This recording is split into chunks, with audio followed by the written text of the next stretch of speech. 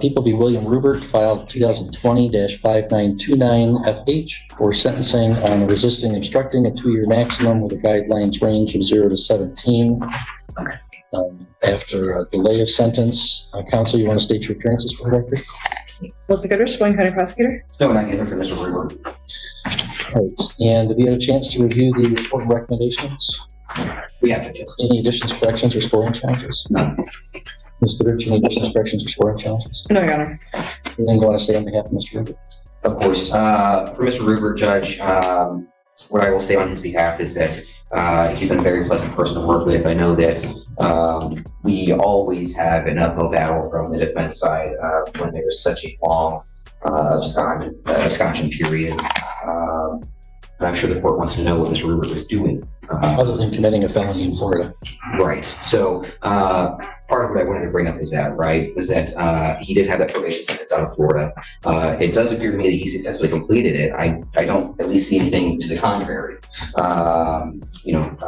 Normally there is a pretty clear demarcation that someone was unsuccessful or terminated unsuccessfully, et cetera, et cetera. I don't see that, so I have to assume that he's completed successfully. I do think that's a positive, not to do criminal behavior, but the fact that he completed community supervision is and should be considered a positive by this court. What I would also let the court know, and I think the PSI alludes to this a little bit, is that Mr. Rubert was obviously struggling at the time that he was placed on this original probation sentence, struggling with both drugs and alcohol. Struggling with figuring out how to parent a child, figuring out how to, be a partner to another person, another human being that's also struggling with drugs and alcohol. Unfortunately, Mr. Rubert made a decision to leave Michigan. Unfortunate for him legally, I think very fortunate for him personally, because as he and I have talked about, and mother has written a letter to me at this point. Right, folks. What began as a minor charge quickly escalated into a full-blown felony spiral for William Rubert. He appeared in court for resisting and obstructing, facing a potential 2-year sentence. But the case wasn't that straightforward. With sentencing delayed, the court dug deeper, examining his past, his probation record in Florida, and the choices that ultimately landed him in this position. Everyone is very convinced that if he would have stayed here, he would be dead. And so I'm thankful that he is not dead and that he is alive and before us and here to be sentenced. Judge, he did lose his partner December 23, and I think to her addiction. And I think, if anything, that was a real wake-up call. I know that's sort of a cliche thing to say, but for him, I think it's true that opened his eyes and affirmed his path going forward. And I hope he stays on this path. I think that he's a very nice guy. I think that he has a lot of positive things going for him in light of some of the negative things that are in that PSI. I think this court should sentence him as though the delay never occurred. So I think the court has to wrestle with, well, what would the court have sentenced him to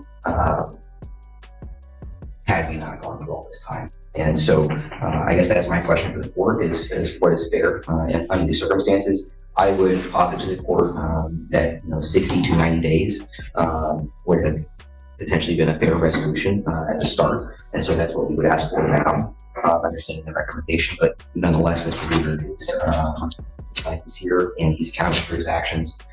He knows that he's made mistakes and he wants to move forward and do better. Thank you. Thank you, Mr. Knight. Mr. Rubert, you don't have to make a statement, but it is allowed. Is there anything you want to tell me? People? Yes, thank you, Your Honor. The defendant is 35 years old. He has no prior felonies and 5 misdemeanors.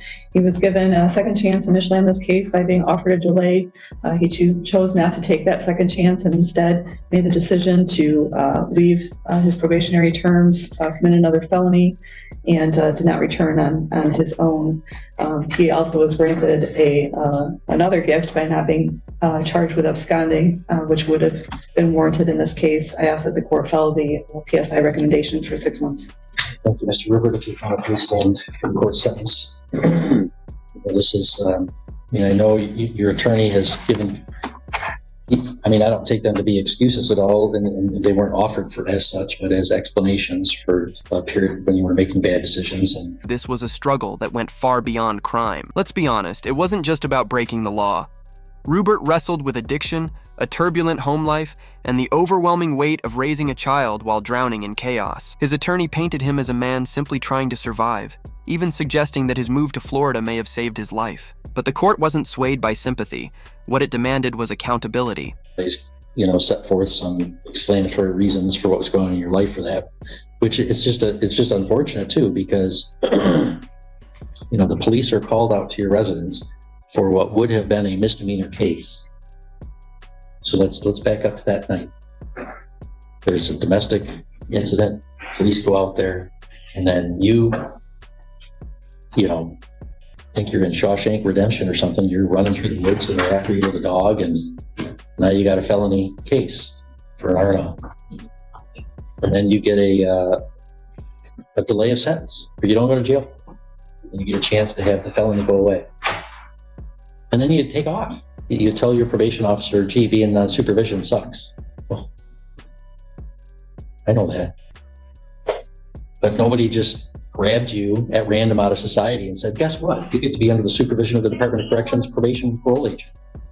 You did that. And you decided that wasn't a plan that you liked, so then you flee to Florida. And then you get in more trouble down there. And then you don't, I don't know why. I mean, now it's 4 years later and you're back dealing with this case, which, again, started as a misdemeanor case. And you've just made it grow and grow and grow. Where we have somebody on a delay and they pretty much thumb their nose to supervision, take off, go to another state and commit crimes, or at least a crime. The prosecutor's right, they could have charged you with absconding felony, which is a 4-year felony, even more than what you have right now. And they have not done that. And there's good reasons not to do that under these circumstances. So I'm not faulting that at all. But I think all that to be said, that the recommendation from the Department of Corrections is I think a fair one, and it's measured under the circumstances that's what's going to happen for you here. I hope you have turned some things around, and that this is a case that shouldn't have been a felony to begin with. So I certainly hope we don't see you back in felony court here. But again, that's going to be up to you. So I will sentence you. The fines and costs will be as assessed in the previous hearing, the amount of any unpaid balance, and I'll order that you serve 6 months in the Sheboygan County Jail, credit for 51 days. What began as a delay turned into disaster. Rupert squandered his second chance. Instead of taking the lifeline of delayed sentencing to avoid jail, he ran. He fled to Florida, violated probation, and all of it stemmed from a single domestic incident that spiraled into a full-blown felony. He may have dodged harsher charges, but the damage was already done. The courtroom wasn't ready to buy into redemption just yet. Within the advisory guidelines, although they are an intermediate sanction, there's reasonable grounds for incarceration in that Mr. Rupert absconded from supervision. You can file an application to appeal if you wish to the Court of Appeals. If you wanted a lawyer, I'd give you one, but you have to ask me within 6 months. So we're going to hand you some appeal paperwork, ask you to initial one copy for us, and the other one is for you to fill out if you want to take an appeal. But you're not going to be on probation with me anymore. Once you're done with your time, you're done with your time. Then contact the court to set up payment plan, which I'll manage to make reasonable efforts there. We won't have any contempt problems, and hopefully you and I don't have to see each other in the courtroom. Okay? So good luck to you. Thank you. I see Mr. Wing and afternoon. We are on the record of the 53rd Circuit Court for the County of Sheboygan, and we are providing public access both in the courtroom and also online. And we'll begin our afternoon docket with an arraignment and a show cause in People v. Jacob Kiefer. It's file 24-6934FH. Counsel, please state your appearances. Melissa Goodrich, Sheboygan County Prosecutor. Thank you, Your Honor. Good afternoon. Brian Quinn, on behalf of Jacob Kiefer, is counsel table to my right. Okay, and for purposes of arraignment, have you had a chance to review the charging document with Mr. Kiefer? Yes, Your Honor. In this case, we did file a written waiver of the arraignment, entering to not guilty. That's my client. Okay, so we'll enter a plea of not guilty. And forensic center referral requested? No, sir. Estimated length of trial? I would estimate 2 days. Okay. Schedule this for a docket call January 28th at 1 o'clock. January 28th, 45? Yes. Yes, Your Honor.